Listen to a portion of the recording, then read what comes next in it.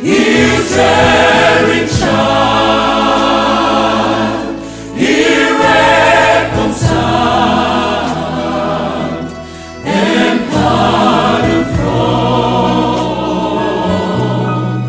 his sin. Oh, love of God,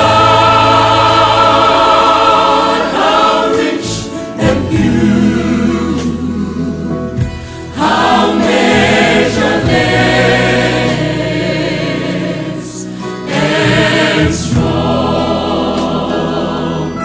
it shall forevermore endure. The saints and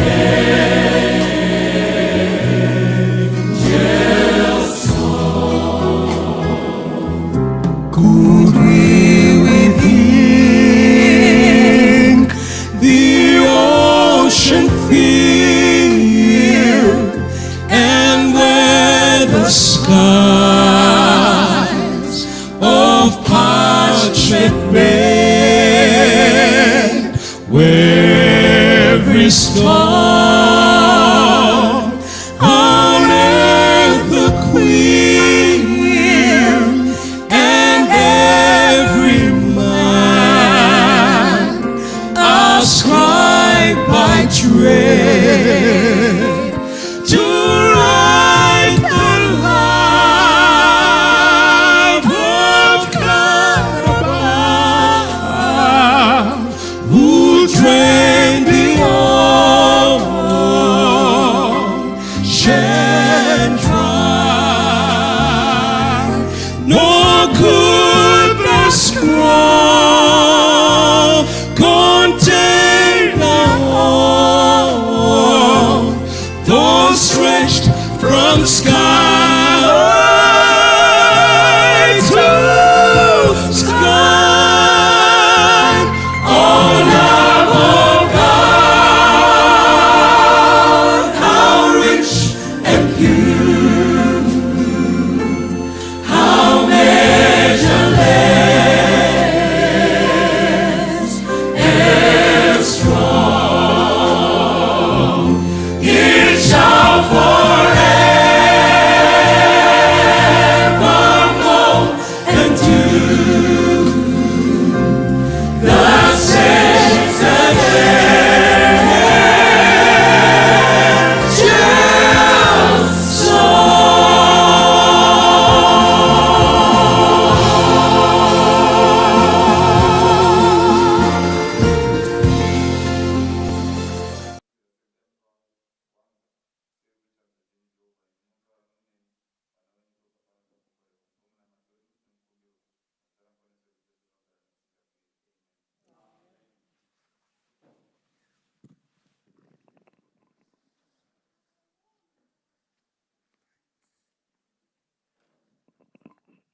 Right, toda kutenda Mwari.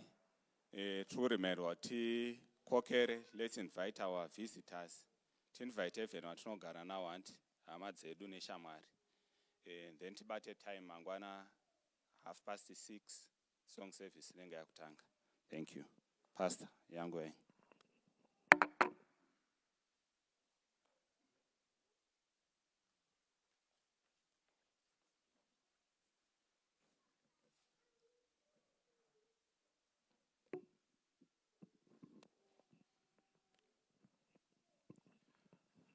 Manhero akanaka sangano dzvene raMwari. Ndomukwazisai mose hama dzangu nezita raJesu anogara nekusingaperi. Thank you so much. This is going to be a beautiful week. Yatiri kusangana tine mhuri dzedu handiti ndizveraona Mwari. Yes, with our families, vana vedu nemadzimai edu. For prayer, enrichment, tiri kudzidza tiri pamwe chete. I'm so honored to be with you. Tinonzwa tichiremekedzwa zvakanyanyisa inini pamwe chete nemhuri yekwangu kuti tive pamwe chete tichikurukura pamusoro pezvemhuri svondo rino rose. Tiritezerewana Mwari? Yes, if you want to make God happy, and I will also be happy along with God invite your friends. And in this way, yes, invite your friends so that we can learn together. Saka, this week, tine tichidzidza manheru ega ega.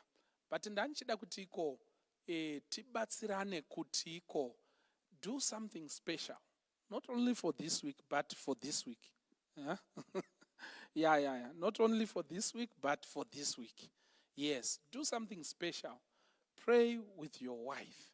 Pray with your child. Pray with your daughter. Have moments that we take each other aside and just pray together. Yes, saka assignment ya tigo batrana pamwechete. Muchaona maybe ndichedza kuda kuita move between machines here. I think this screen is not talking well with my with my machine. I mean, maybe they will talk tomorrow. The IT guys will persuade them to, to kuti zviwirirane. Saka will be something like kuda kwedza kuita, because this is not connected today. Yes, but I need this and that again. Yes. Saka Mwari danga atikomborera atitira zvakanaka. Ngatinamate. Let's pray together. Baba wedu vari kumusoro kudenga, toda kukutendai tasangana pamwechete sedzimhuri. Chikonzero ndechekuti iko tinouya pamberi pouso hwenyu tichikukumbiraiwo kuti mutaure nesu nenzira yakatsanangurika pano paMandara Church. Ini ndiri kutaura nevana venyu, ndibatsireiwo Mwari, munditungamirire, mutaurewo kuburikidza neni. Svondo rino parichapera, tose sesangano titi zviro kwazvo Mwari ataura nesu. Tivanzireiwo kudarika kwedu kwose, muzvifukidze nezita raJesu neropa rakadeuka pamuchinjikwa, tigove vakafanira pamberi pouso hwenyu. Mutipe simba rekunamata even from our homes. For this we ask in Jesus, our Lord and our Savior. Amen. Thank you so much. Maita enyu. Topic yanasi inonzi the family. Why? Did you say it? Family. Why should we talk about the family? Chikonzero chipi chekuti tiungane. Why is it that the church was very intentional kuti iko pane nguwa in February and also in September that we should pull resources together, come together as churches at church level and talk about the family and pray for each other and pray for our children, pray for our marriages. Zvinhu zvekungoti iko inonzi chi pangoitoka program here kana kuti chinyi chiri kunyatsoitika mukati mesangano. Saka we want to understand why is it important to talk about you, your wife and your children as a Christian. Zvakakosha sei mukati meupenyu. Let me tell you about this gentleman. Now, John F. Kennedy was the 35th president of the United States of America. Didn't you hear it? And unfortunately, he was assassinated on Friday. Muswa 22, assassinated on Wachigadzira Sabbat. Did you say it? Muswa 22 November 1963, he was shot at 12:30 p.m. in Dallas. Texas, kunonzi Dili Plaza. The man who killed the president is this gentleman, Aripana Apau. Should I call him general? Okay. Is this man, okay, is this man Anonzi Lee Harvey Oswald? And didn't this read it? Yes. Now, I want you to see this. This is the day that he arrived in Texas. He wanted to be in Dili Plaza, the president to appear to the people I don't know what was behind. I never read about that. But this is the day that he arrived. Apa anga achitambirwa ari ku airport. Now, these are moments just before he was shot. These are minutes before his death. I hope you can see black and white. And ndo mota dzacho dzairema mazuva acho iwayaya. This gentleman, Lee Harvey Oswald, who killed the president. There's something special that I want to kutiko tibatsirane mukati memanhero anaya. Now, panonzipo Lee Harvey Oswald immediately pakanzwikwa a gunshot. He shot the president from a library yanga iri pedyo nepark. Saka yakapinda mulibrary kwakuenda kuseri kwakunogadzira pfuti yake ukoko, and he was at a very strategic point. He knew how the president was going to travel, and he knew exactly kuti panguva yakati anenge ari pakati, pamoment iyi anenge achipfuura pakati nepakati, because it was planned, but unfortunately he knew that. So there was a gunshot that was heard, and the president was shot just below the ear, and he fell on his wife, and there was chaos and pandemonium, and secret services, army, and all those people, they joined together, they went into action, and the president was whisked away. Achimva aendwa naye ku hospital. Aendwa naye ku hospital, anzi he was pronounced dead paakazosvika pa hospital. And the generals, the people who were there, the people, presidential guard and everyone, they really wanted to know, kutiko, then what should we tell the nation? According to the story, kwanisa kuita some variations if you read about it from the internet. Kwanisa kuita some variations up on a pap. But what I read, ndezvekutiko, this man was caught on that same very day. Akabatwa, Lee Harvey Oswald akadetainwa ku Texas police station yakanga iri local ukoko. Now, abatwa Lee Harvey Oswald anonzi akaendeswa through a lot of interrogations. Vaida kunzwisisa kuti, are you working with the Chinese? Are you working with the Russians?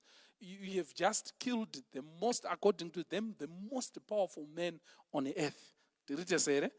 Zvikanziko, they tried to understand. Vachitiko, kune vakamubata vekutanga, vakamubata nenzira dzine kachisimba zvishoma. Anti munoziva kuti vanhu vanobata mapurisa, anditi munozviziva.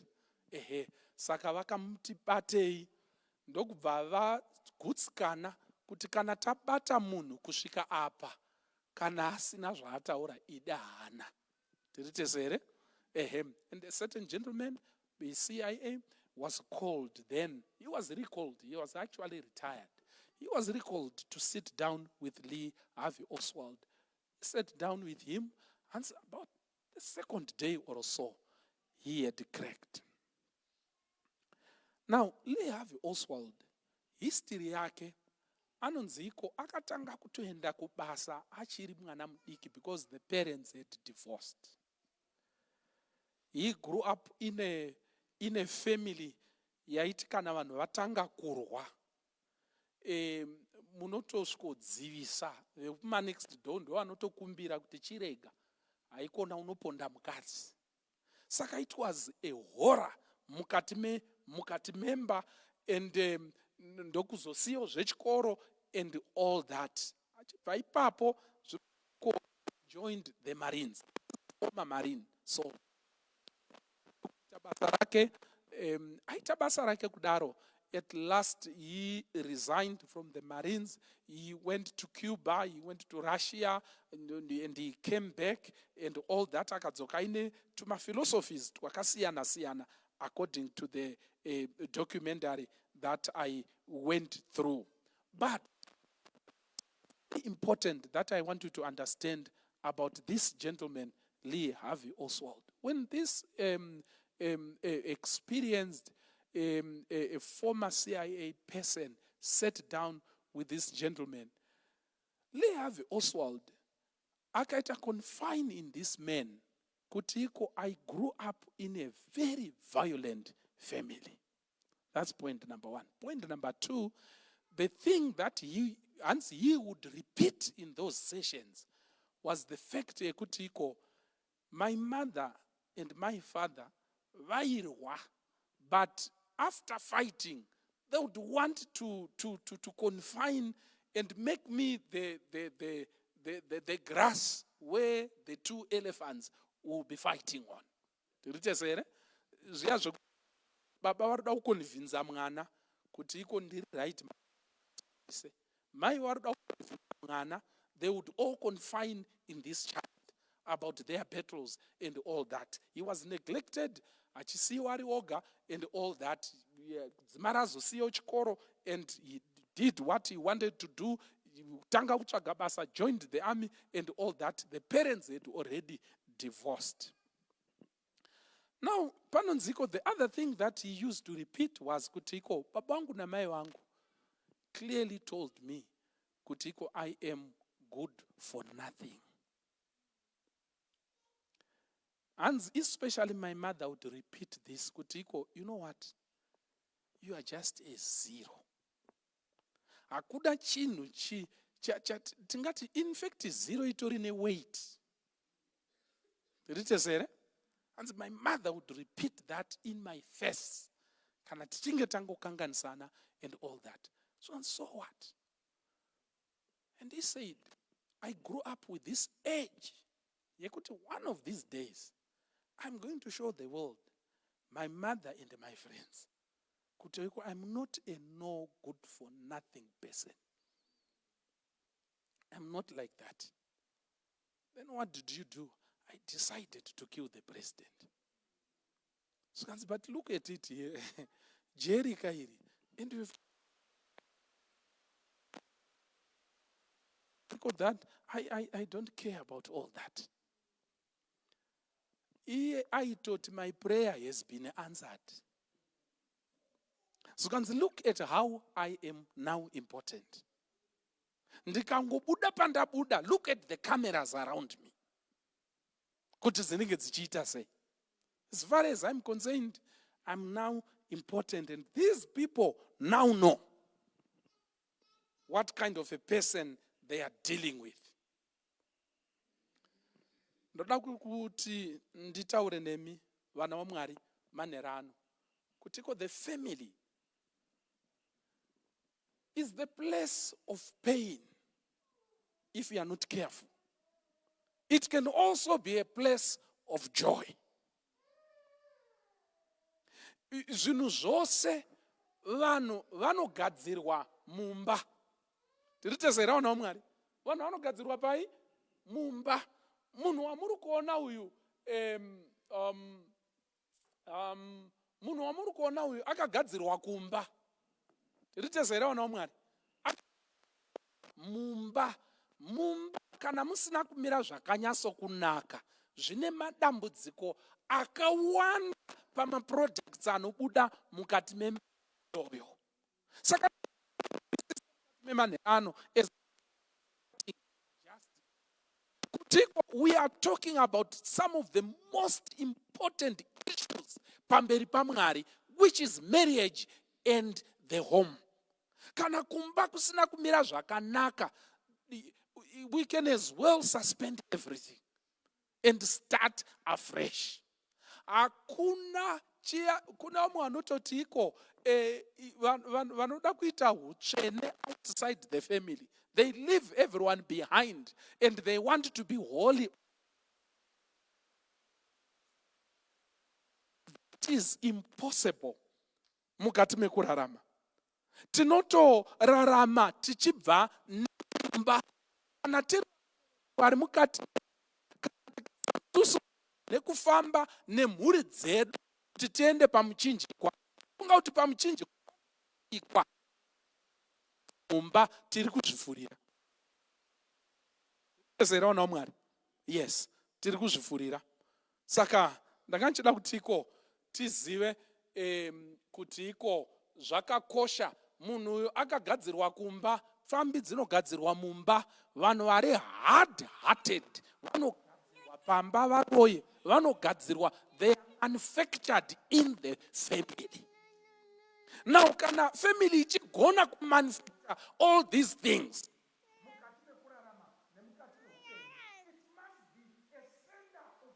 influence inodiwa ichidiwozvo newakaipa. Ritezera una Mwari. Yes, it must be a very important center. It must be a very important nerve yakadare kuti ikabatwa naJehovha akaishandisa zvakanaka, it will be for good. Ikabatwa newakaipa akaishandisa mukuipa kwake, he can destroy a lot of things. Angoshandisa kumba chete. Angoshandisa kumba chete. I want you to know that. Mukati mekurarama. I'm trying to go to the next slide.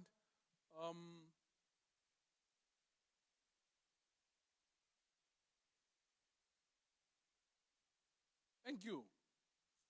So, these are some of the very important statistics. Yakutiko 47% yema criminals. Just to look at criminals, serial killers and all that, vanhu vaya vanoita crimes haya ekutiko munopera simba nazvo. Tiritezere, zviri kuye studies showing kutiko 47% of those people vanobva from broken homes.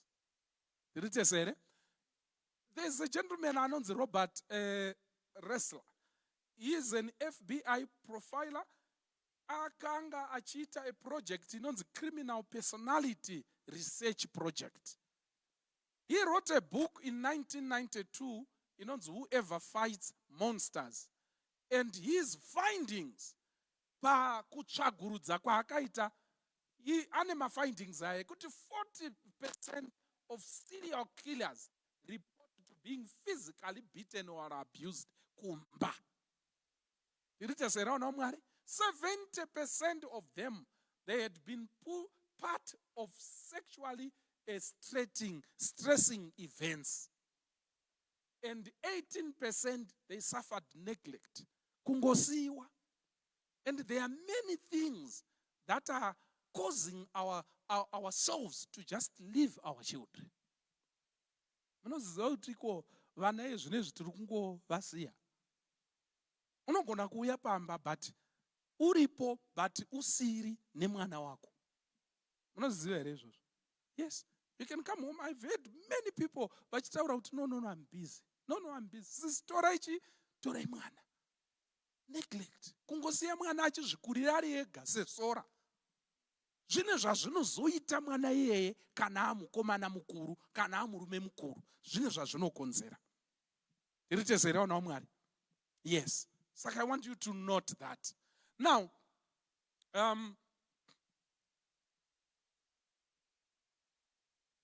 going forward,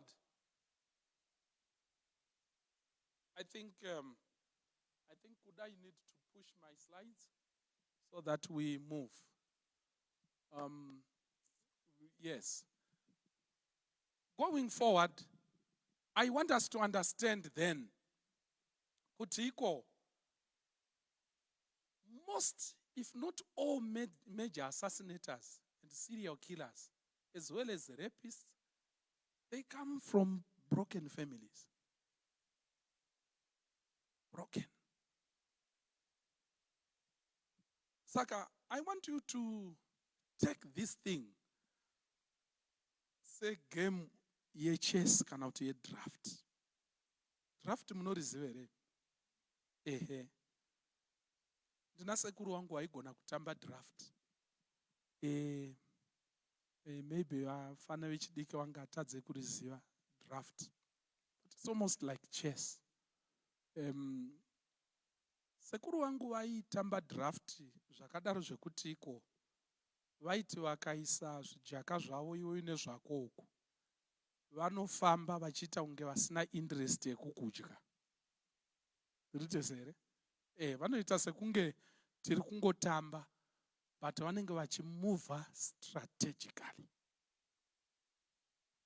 Sekuru wangu waizosvitsa draft, pamwe pacho vaitombokupira utombodya. Sekuru wangu waizosvitsa draft, vairisunga to the extent yekuti iwewe wega waizoti all of a sudden wozonyatsotarisa terrain iri papapa. Ungoona kuti vanhu vazhinji vaitamba navo vaine zvijaka, ivo vaitori nezvavo, iwe uine zvako, zvisati zvambopera.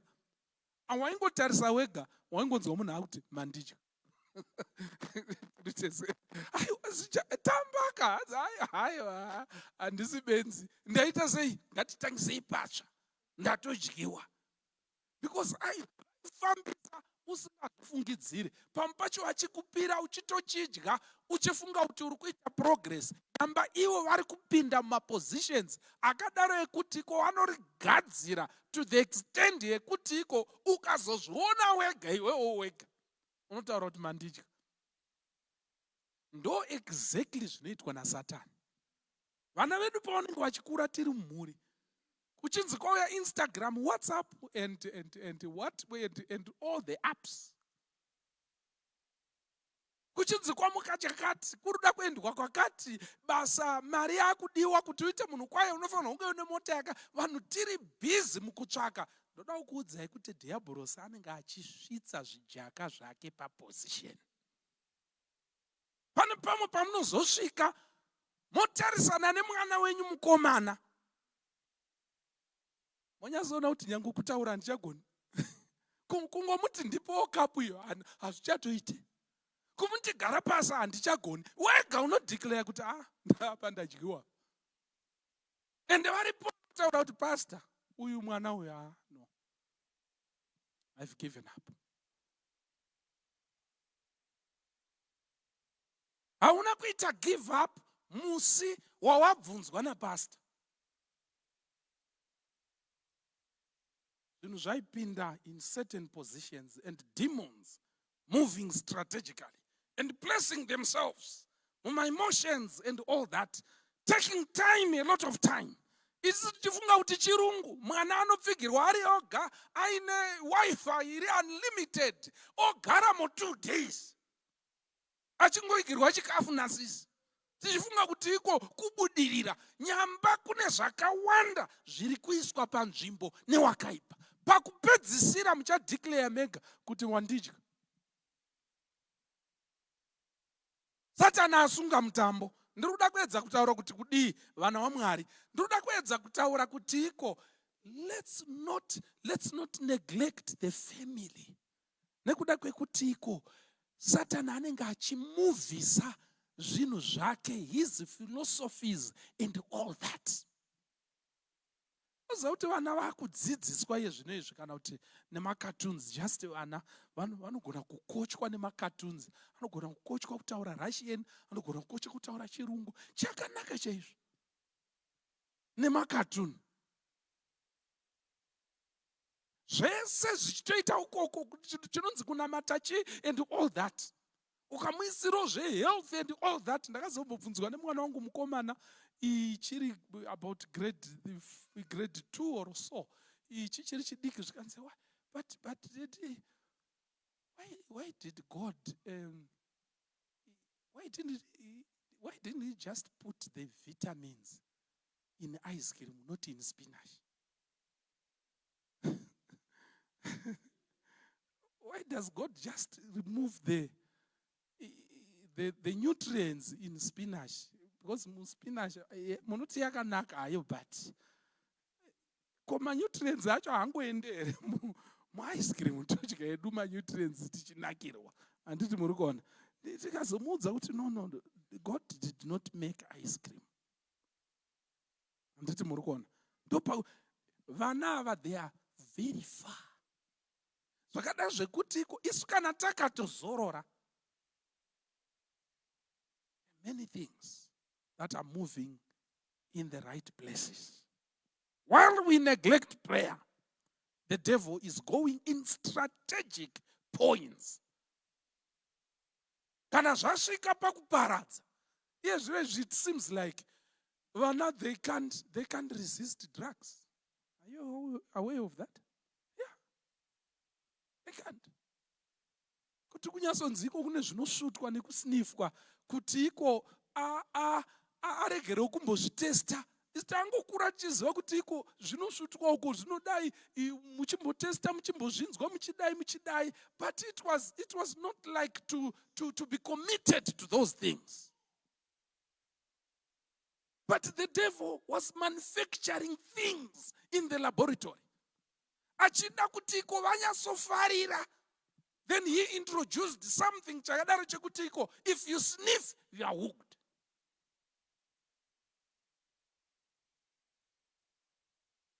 The general thing chekutiko vana vanombo experimenta, not this time. Not this time. Because pese pamunitine tichifamba, diablos anenge achifambisa zvijaka zvake in place. If we are not going to be prayerful and give time to our children, we will not make it. We will not.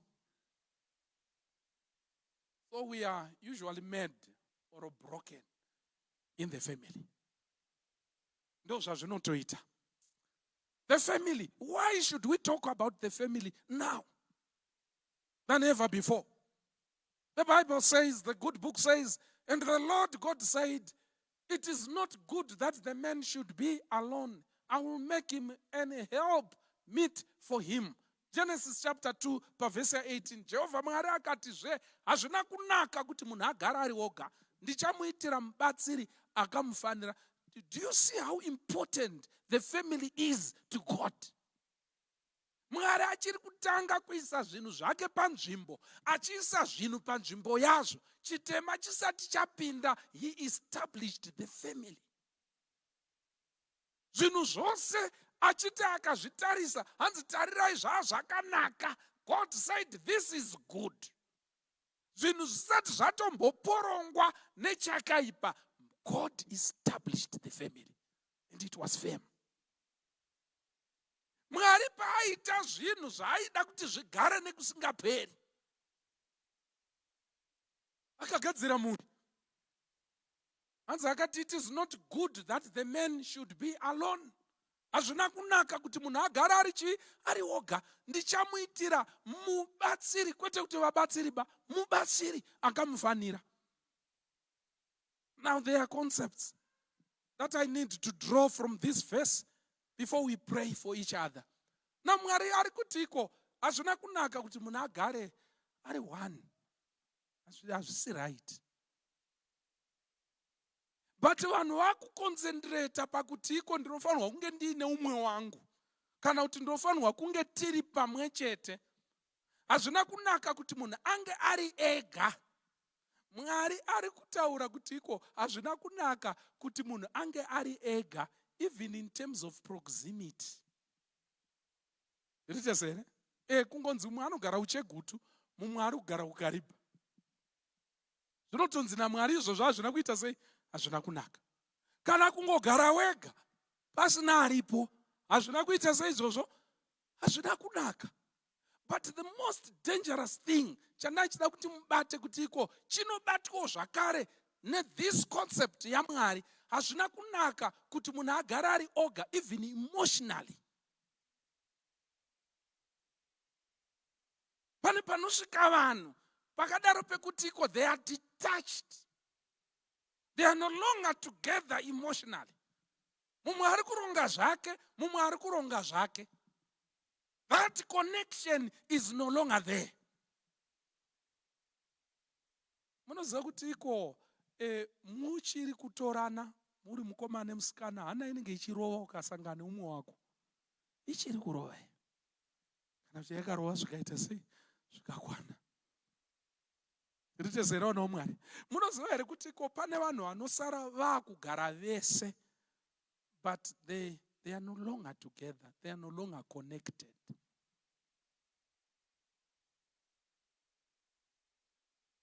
Saka hanzi hazvina kunaka kuti munhu agare ari oga. If you feel disconnected to your children, with your children, you are no longer connected with your spouse.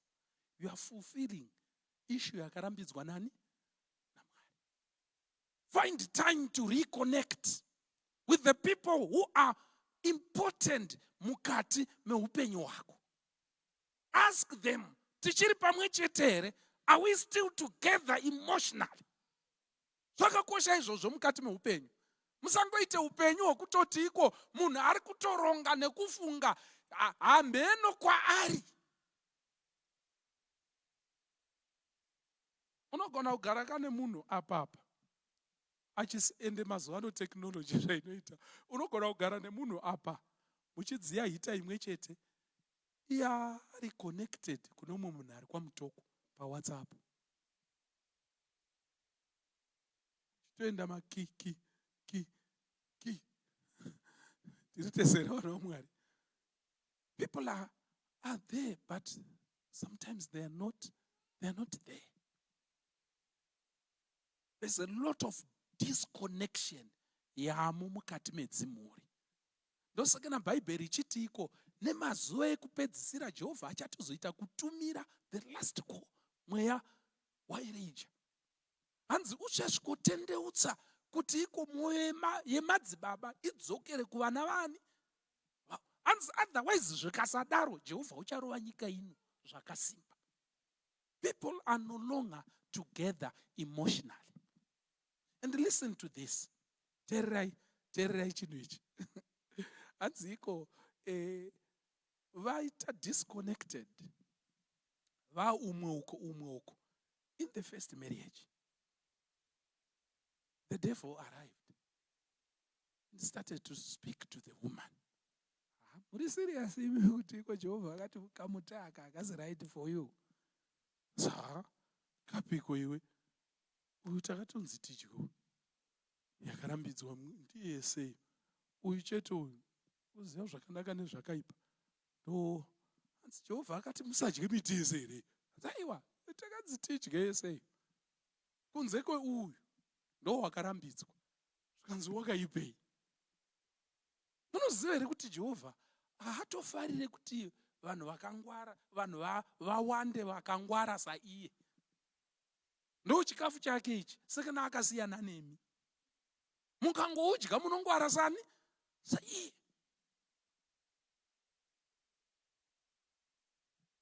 When you are alone,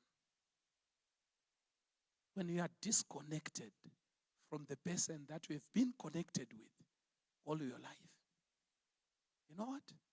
The devil loves to speak to you. Satan anofarira kutaura nemadzimai asiri pavarume vavo. He loves such conversations. Saka don't be disconnected.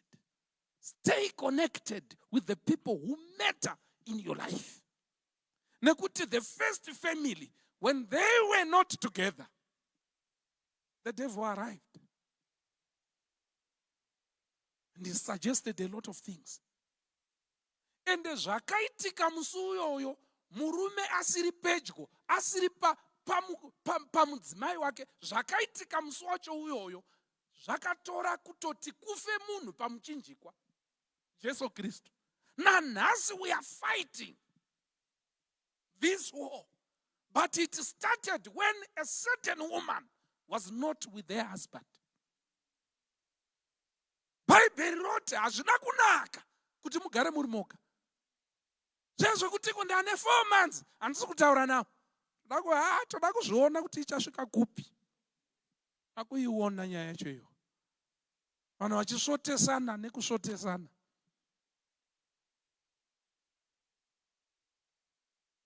Uri kucreate a very good ground for the devil to speak to you. Stay connected. Tarisari pasaidi pako mudze kuti stay connected. Stay connected. Saka, panapa pari kunzipo, it is not good that the man should be alone. I will make him a helpmeet for him. Ndichamuitira mubatsiri akamufanira zvakakosha kuti tinzwisise vana vaMwari kuti iko zvakanga zviri mupfungwa dzaMwari about marriage. Marriage is between a man and a woman.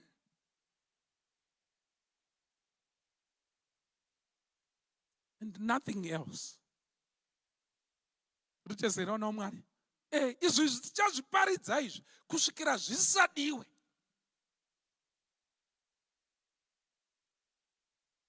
Ndo zvacho zvatakatovinga kuministry. We will talk about it because that's what the Bible says.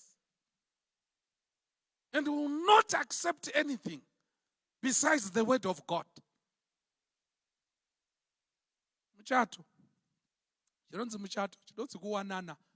Makuita zvese zviri kuitika izvi. But it was between a man and a woman. Yes, my confusions. Akuitika. Ndakaona mumwe achiposta achitiko. What's wrong? Because my child feels like a cat. Yeah, he wants to identify himself as a cat. Saka pakaita problem ndipekuti iko paakarwara mwana akaendeswa kuna vet dog. Vet dog ndobva aramba kumubatsira achitiko, as much as I would want to help you, but ini ndakastada anatomy yemunhu, iwe uri kuzviti uri kitsi, zvakatosiyana. Mai vacho vakati, no, I'm not going to sue him, but I think we need to look into these things. Vanhu vakuita chero, ende ndoda kukuudzai zvinonziko nemazuva hazvifaniri kukushamisai. Hanzi nemazuva ekupedzisira mwetsvina ichafamba, and people are going to believe doctrines of devils. Vachatsauka kubva pakutenda, vakatenda dzidziso dzemweya yetsvina. Ndo imwe dzidziso iyoyo ekuti munhu haasi murume haasi mukadzi, dzidziso dzemweya yetsvina, doctrines of devils. Munhu anogona kungoroora chero, muri kuti kudiko imi. Muzitoireti unopinda yaunenge uchifila kuti zuva racho iro uri kunzwa semukadzi here kana semurume. Sechitobvisai ukati, ladies and gentlemen, unosekwa. Doctrines of devils. Munhu akamira pamberi ndakaona mumwe munhu achiti, how are you? I am so and so, a minister. Zvakati in Canada or something, I don't know. I'm so happy to be here. And my husband, he is a man talking like that. My husband could not attend this meeting, but there was, this standing ovation. Vanhu vakaomberera kuti hatisati tamboona zvinhu zvakadaro, vakamuita hero inotyisa. Vakatotora nguva yespeech yake nekuombera. Doctrines of devils. Saka musasamisike, mazuva ekupedzisira kuchatendwa zvinhu zvamusati mamboona pamusoro peino nyika. Ende zvichauya nekumitemo. The devil is now in legislation. Ritezere, zvinongoitwa chii? Mutemo. Kana zvatoitwa mutemo, zvakutonetsa. Ritezera vana vaMwari? Yes. Zvinenge zviripo zvakadaro. Saka, but chandanchida kuti ndibate ndechekuti iko vana vaMwari, right in the beginning, Mwari achiisa zvinhu panzvimbo. Achiisa zvinhu panzvimbo zvaida kuti zvigare nekusingaperi-peri. Muchato was one of those pillars. The family is dear to God. Zvakadaro zvekuti iko muna Genesis chapter 20 verse 1, Bible rinoti iko, now Abraham journeyed from there towards the land of Negev and settled between Kadesh and Shur. Then he sojourned in Gerar. Abraham, verse 2, Abraham said of Sarah, his wife, she is my sister. So Abimelech, king of Gerar, sent and took Sarah.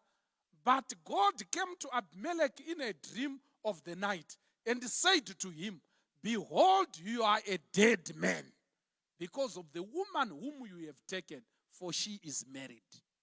You see how serious God is. Vafamba zvikanzi aiwa ihanzvadzi yangu ndinozopondwa. Iyo nyaya yekungotya kwevarume, kutya kuita murume. Ndinopondwa. Ihanzvadzi yangu kwakunyepa nyepa. Zvikanzi Abimelech akati, there's a new girl in town. Zvikanzi unzai mukadzi iye ndo wandiri kutoda. Saka as they were preparing the other day, Saraiwo achigadzirwa nemadzimai ekumba kwa mambo kuti agadzirirwe kusangana na mambo. As they were marinating in preparation, zvikanzi God came to Abimelech. Now, tererai nomwari, hazvina unzi Gabriel came to Abimelech. Kana kuti a certain powerful angel came to Abimelech. God himself came to Abimelech. And Abimelech, mwari haana kumbotiko ndiri kufungidzira kuti zvine problem. Aiwa, akati, behold, you are but a dead man. Mwari akati kuna Abimelech, ndiri kuona mota yenyaradzo pamba pako. Masofa ari panze. Chinyiko zvikanzi nekuda kwomudzimai wawatora nekuti ane murume. Zvitezerawo nomwari. Saka musachiite chinhu chidiki. God is very serious nenyaya yemuchato, nenyaya yefamily. Mwari anokoshesa mhuri. Kana iwewe usatokoshese mhuri, not taking time to pray for your family, not taking time to be with your family, kana usakoshese uri kubva pazano raMwari. Otherwise Mwari ari serious. Muchato uyu paunga kuda kuparara, God himself came. Akati iko, you are dead. Ukaona masofa ari panze nekuda kwomukadzi wawatora uyu. Totoshamisika nemi munopomerwa kunzi ane girlfriend. Mukore uno Jesu apedyo nekuuya. Ndinoziva Satani anokuchipisa, anokurijusa kana wa mukati memo ukamutendera mukati meupenyu. Munhu mukuru anenge akunzi boyfriend.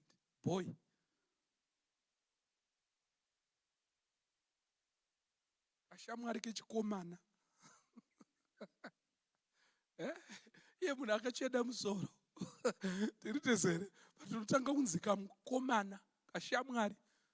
Which means panonzi varume mirai apa, haufanira kumirapo. You are a boyfriend. Ndizvo akudhara zviya, vanana baba kudzanza ane girlfriend kumfa kose. Iye zvine zvichakuitwa nevarume vari kuenda kudenga kudanana nemukadzi one muchivaka empire yenyu. Ndozvamufashoni. Tiritezerawo nomwari. Yes. Ndozvamufashoni. Itonzwo zvichinyadzisa kunzi zvinzi izvo munhu anonzi ane mumwe munhu. Aiwa, hauna munhu wakwe. Ndakazodzorwa pane imwe chechi. Zvikanzi pastor chiregai kunyanyo mira muchitaura nezvevarume. Vakadzi vakatangawo. Vakadzi vakazotangawo. Tiritezere? Zvema boyfriends izvi. Hanzi vakatoita sei? Ende zvakutonetsa munhu akutonetsa kupfimba musikana. Hanzi mukadzi wemunhu ndiye apanduka.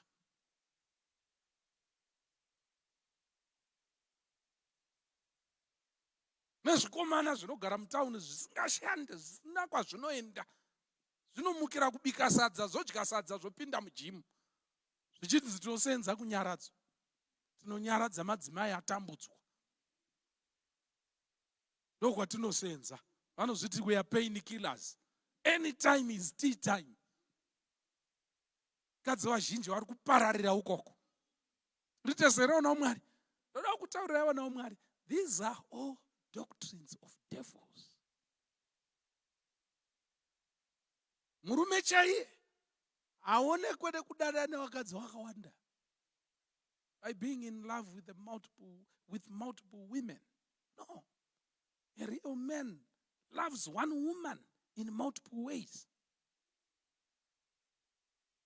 Yes. Rudo rwokupa wakadzi 4 unorwa nepi? Iye 1 wacho achitostress. Kana uchida kunyazomuitira zvakanaka mukati muupenyu. Ko kana vatu muri kuzvigona sei? Imbotibatsirai vana nababa. Tarisai kuno, musatarise pasi kunyepedzera ukodzero. Kunge munhu akubatwa nehope. Hapana hope dziripo. Ne-PA system iri kutaura kuti hope dziri kukubata iwewe. Ngatitarisane varume titaure nyaya iyi. Tiri tese vana vaMwari. Yes. Zvakuendesa kudenga is to concentrate on your family. Kana paine ma-issues demudzimai, tauriranai. Tiri tese vana vaMwari. Aiwa, nyaya dzemumuchato hadzigadziriswe nekunotsvaga mumwe. Dambudziko ramuinaro imimi vana vaMwari, vazhinji venyu, ndiwe kuti you cannot be humble enough to learn from Christ kuti mumuchato munoitwa sei. Ndiri tezera vana vaMwari. Saka munhu anongopinda mumuchato uri hutsi dzungu.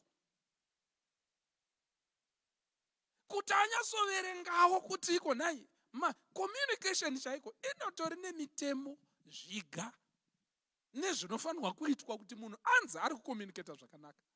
But kuti munhu averengewo kuti anzwisise kuti saka chiri kumbonyasondinetsa kana taakutaurirana nemukadzi chii, they don't invest. Vanhu vanoziva rate rerand to US chete. They don't invest anything in their marriage. Even time havainvest. Saka tine michato yakadaro yekuti iko vanhu vacho varimo havatogoni kugara mumuchato.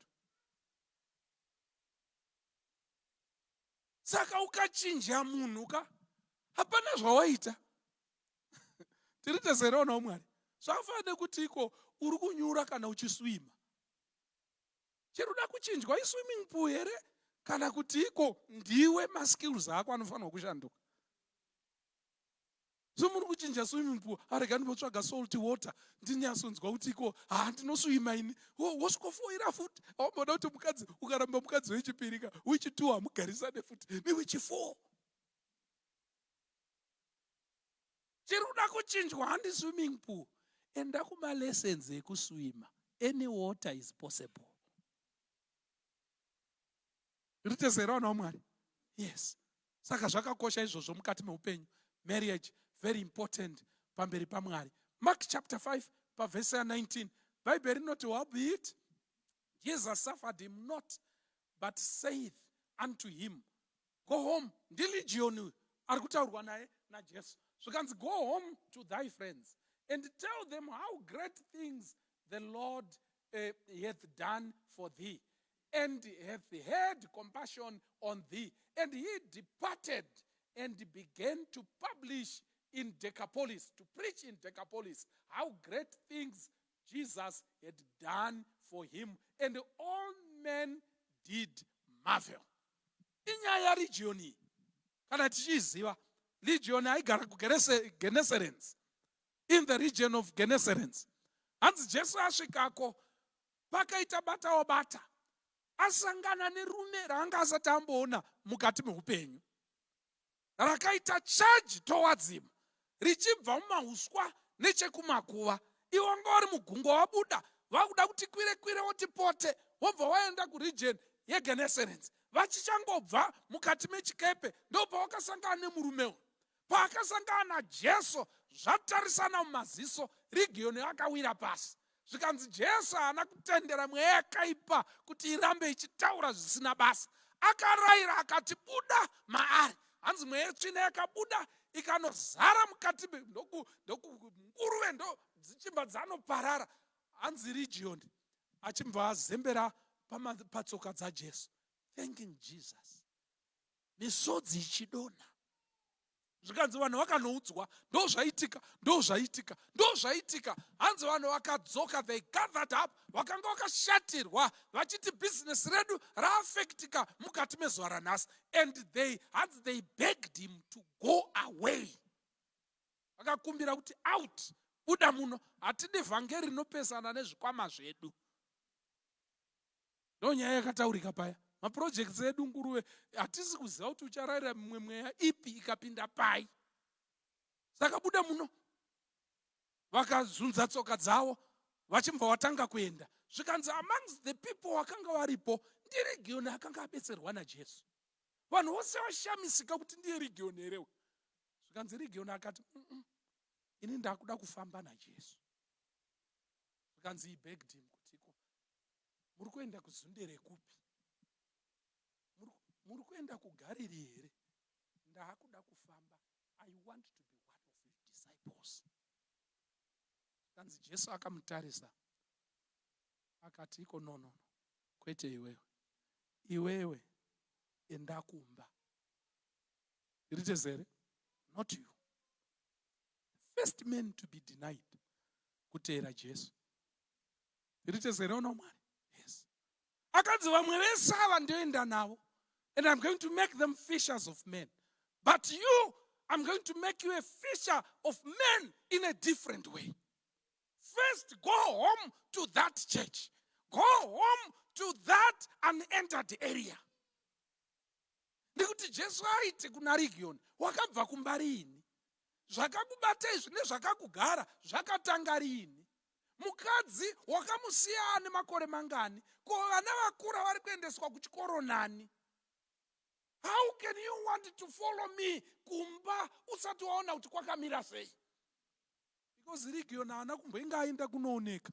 Haana kumbenga aenda kuti anoona kuti kumusha kwakamira sei. Zvikanzi asi Jesu akamurambidza akati iwewe Region, go home. Vamwe vese ndiri kuenda navo.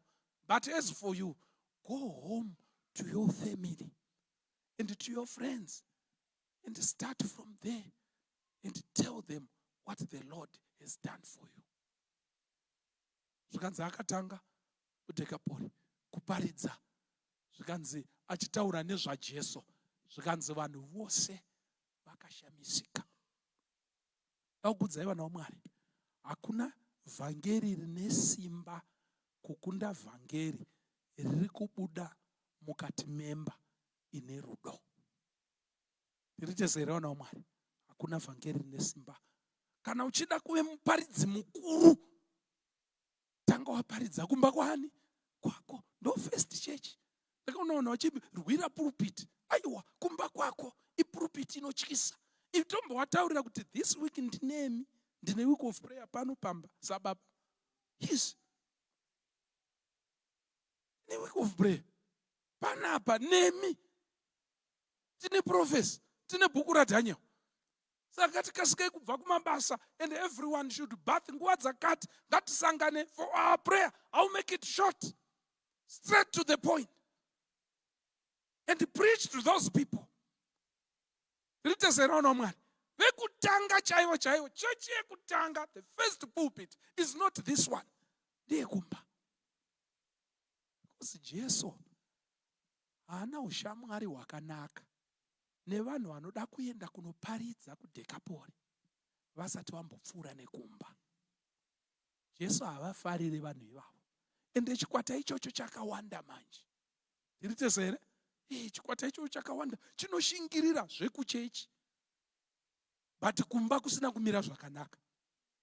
They are very nice kune vanhu vekuchechi, kukunda kune vanhu vekumba. Kana ukamona ari kuchechi anenge akapurutana, ari munhu kwaye achitaura kuti happy Sabbath with a smile. Mutarisa ari pamba pake.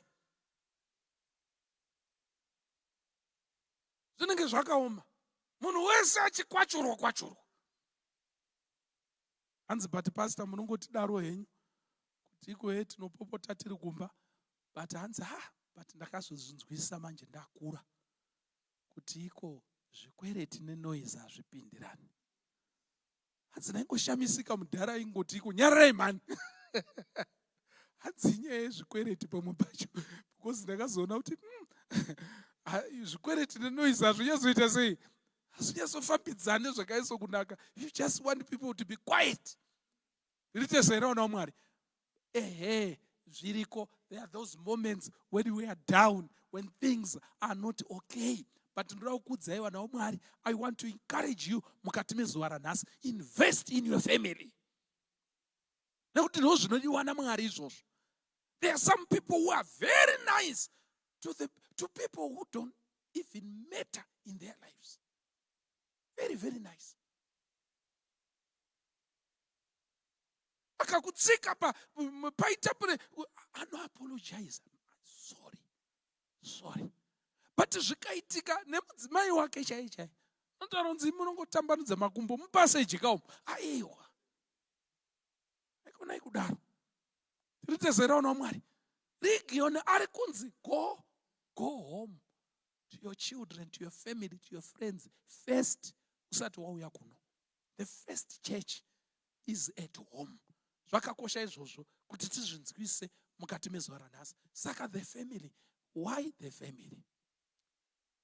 Because the family is that delicate center of influence. Inogona kushandiswa naMwari kana kushandiswa newakaipa. Tiriteserana Mwari. Why the family? Because God established it right in the beginning. Paisa zvinhu munzvimbo zvekuti zvigare nekusingaperi. He established the family. Why the family? So important to God. Kuti kwa Abraham, Abimelech akuda kutora mukadzi wemunhu akanzi you are but a dead man. Nekuda kwokuti mukadzi uyu akarorwa. God respects that union and the family. Kachoka kungoti vana vako, mudzimai wako, muri pakamba kenyu, musafunge kuti kanhu kenyu, musafunge kuti muri mega. God is a major stakeholder. And imboni yeziso raMwari, Mwari anotoziva kuti iko akaponesa mhuri, aponesa wose. Otherwise kana kumba zvisiri kufamba, Satani anenge achitaura kuti tamba hako chidembo, asi muswe ndakabata. Saka Mwari ngatikomborere mukati memanherano. And I want to pray because it's 7:50. Unamata mukati memanherano. Kutiko maybe you are saying mukati meupenyu hwako. Tarisiro kandaita mhuri. Unoda kuti Mwari angu ndibetserawo. Ngandipowo magirazi chaiwo. Ane uremu chaiwo wokuti nditarise vana vangu. Ane uremu chaiwo wokuti nditarise muchato wangu. Kana chiri chishuwo chako. Kuti I want to view the family as God views it. If it is important, God give me those eyes. To know kuti my children, my marriage, my spouse is that important. Kana chiri chishuwo chako. Shall we stand so that we pray together? Katina matei. Baba wedu vari kumusoro kudenga tokutendai. Nenguva yamatipei kunamata nekukumbira kwamuri. Tinouya kwamuri takaperera mukati memanherano. Tikumbira nezita raJesu kuti mutigamuchirewo. Tadzidza nezvemhuri mukati mezuva ranhasi. Kukosha yakaita pamberi pouso hwenyu. Totenda Mwari wedenga kuti makazviita kubvira pakutanga, mukaita mboni yeziso renyu. Dhiabhorosi ari kuzviziva, saka ari kuita mutsimba achishandisa nzira dzakasiyana siyana, achikokera vanhu kuhondo huru yekurwisa mhuri. Nekuti Dhiabhorosi unozviziva kuti iko, when it is rotten in the family, everything is rotten, even outside the family. Anoziva kuti if he destroys the family, he has destroyed communities, he has destroyed nations, and he is destroying the whole world. Chamakadai mimi Mwari, Dhiabhorosi anochirwisa. Tinokumbira nezita raJesu kuti tinzwirwe nyasha. Mutinzwirewo tsitsi mukati medzimhuri dzedu, tikoshesane, tikoshese vana, tikoshese nguva yekuve pamwe chete, nekuti imimi Jehovha munokoshesa mhuri. Tenda hedu tiperekedzei mukati memanheru ano, takudzokera kudzimba mangwana tigosangana zvakare tiri kudzidza muzita raJesu rinogara nekusingaperi. Amen. I'm only human. I'm just a woman. Help me believe in what I could be and know that I am. Show me the show.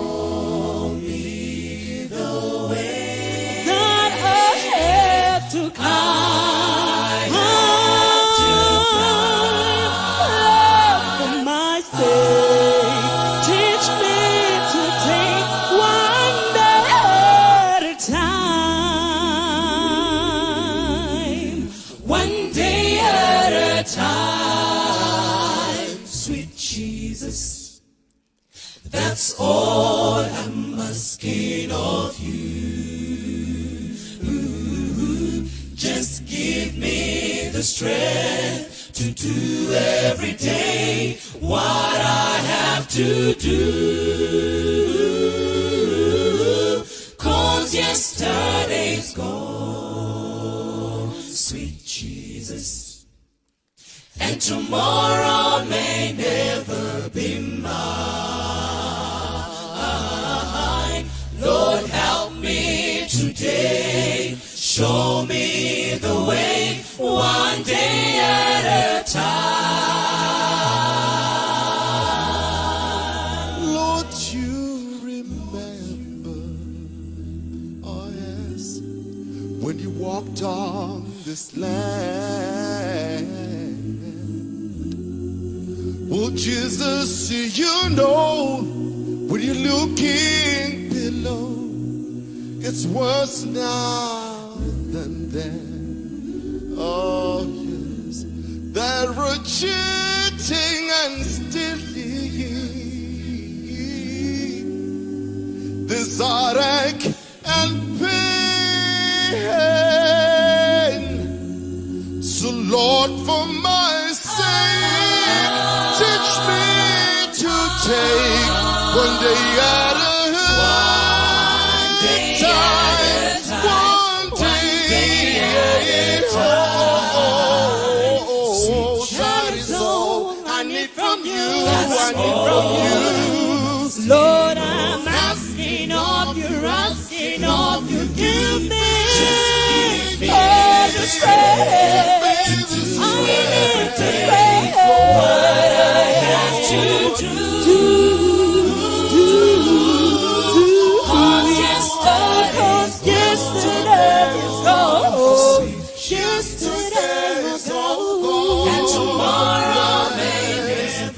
Tomorrow may never be over mine.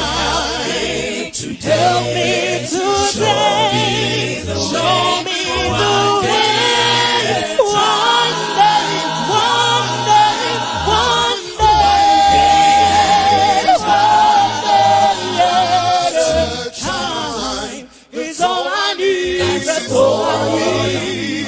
Lord, I'm asking of you, give me all the strength to do what I have to do.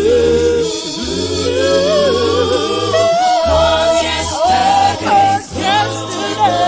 gone, yesterday's gone, and tomorrow may never be. I don't know about tomorrow.